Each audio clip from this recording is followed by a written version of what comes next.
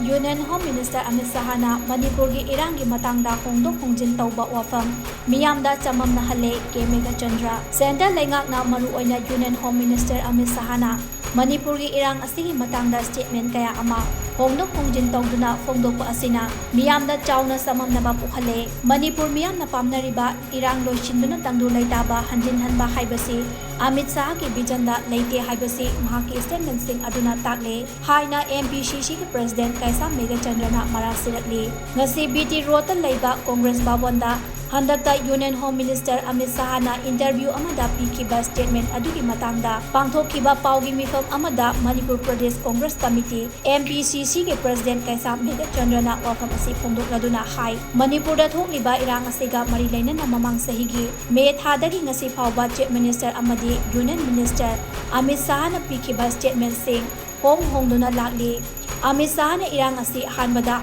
High Court ki order ama pibadagi ST demand tawbadagi thokpani haina parliament thamba laikre madugi matungda illegal immigrant na thokhanbani haiduna amukso parliament thamkre handaksu amuk interview amadana community ani khnabadagi thokpani haina thamlak asi yamna laibak thibani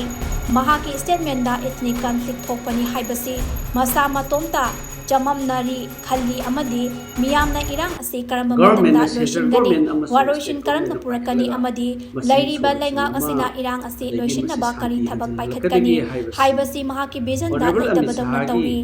masi mahaki wafam aduna takpani loinana Manipur gi chief minister na su thokliba irang asi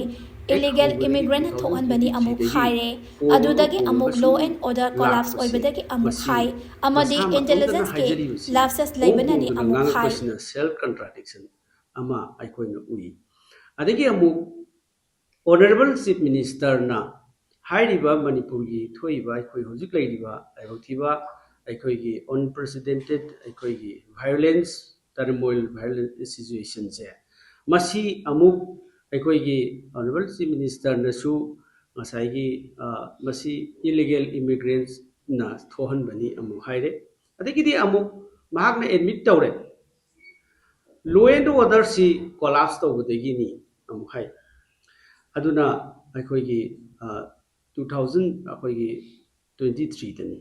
Adagi Amu intelligence ki lapses like the Guinea Amu Haire. Then Amu Ngarangi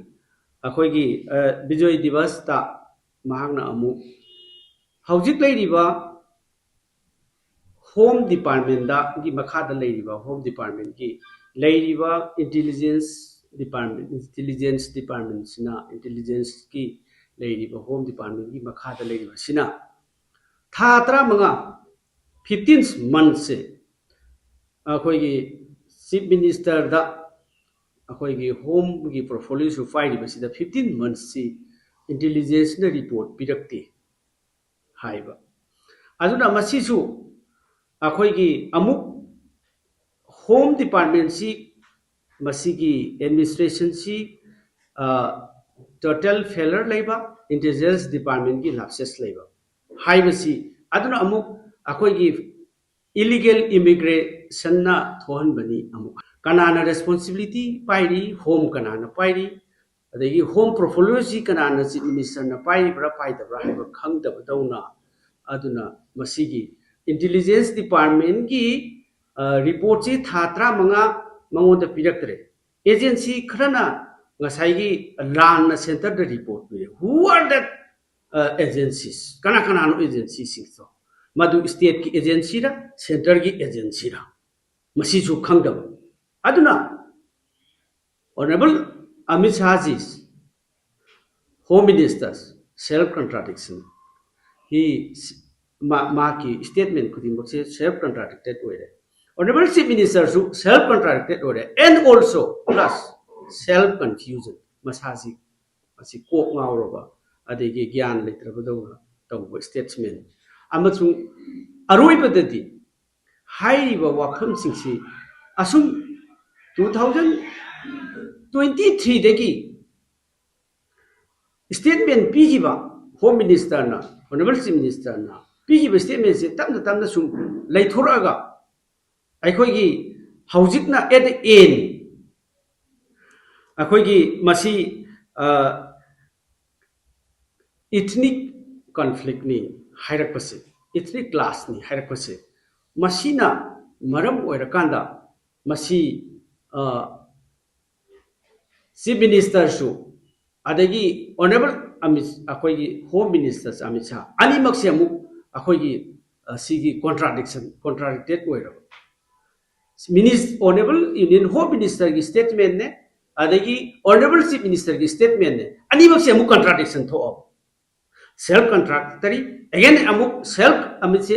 contradiction between these home ministers and the chief ministers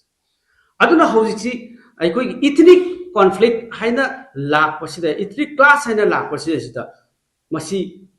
honorable home ministers amasung honorable chief minister da la ibasi wafam di mangoda su 15 months out of this 19 months akoigi complete 19th month complete oigraba tha trampan sugraba sida tha tramwa mana intelligence report piraktraba who is also holds the home portfolio ana laiba posi ani si manung dadi mari ama leinarga karigumba outcome mama laknanaba embarrassment oiba narratives is keep changing the narratives aduna masigi aikoi ethnic class se masina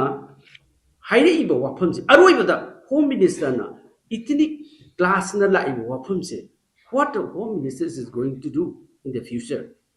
tungda kari plan tawrakadurino what is the planning kari plan tawraka